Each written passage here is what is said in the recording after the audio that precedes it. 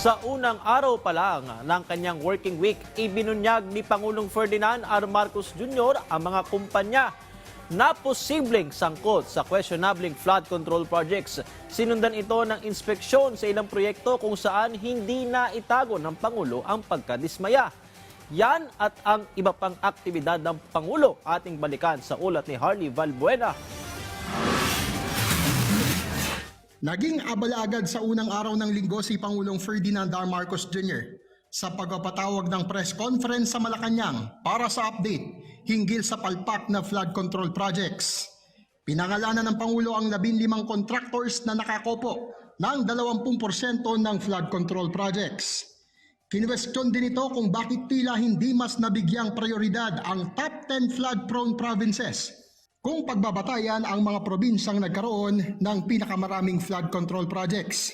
Hinggil dito, inilunsad ang sumbong sa Pangulo website kung saan pwedeng report ng publiko ang mga irregularidad sa flood control structures sa kanilang lugar.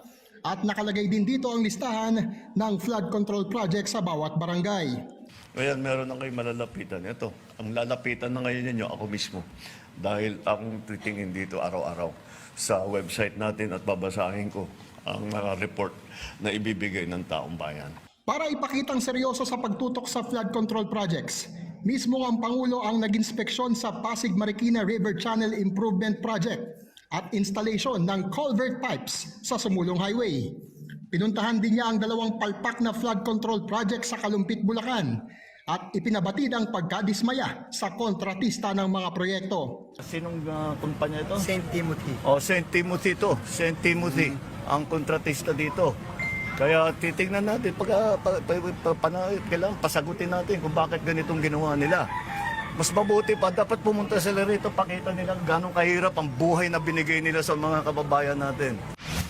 Sa ika-124 na anibersaryo ng Police Service, kasabay ng pagbibigay ng panibagong direktiba sa pulisya, ay nagbigay din ito ng babala sa mga pulis na patuloy na umaabuso sa kapangyarihan.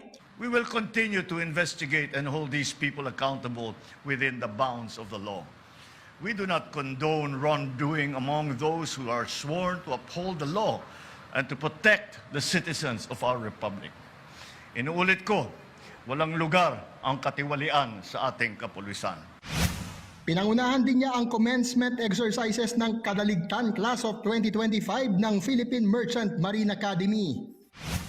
Tinalakay naman ng strategic partnership ng Pilipinas at South Korea sa pakikipag-usap sa telepono ng Pangulo kay South Korean President Lee Jae-myung.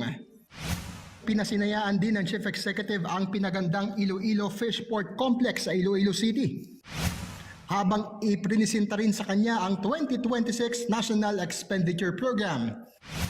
Nilagdaan naman ng Pangulo ang batas na magpapaliban ng barangay at sangguniang kabataan elections at gayon din ang Judiciary Fiscal Autonomy Act. Harley Valbuena para sa Pambansang TV sa Bagong Pilipinas.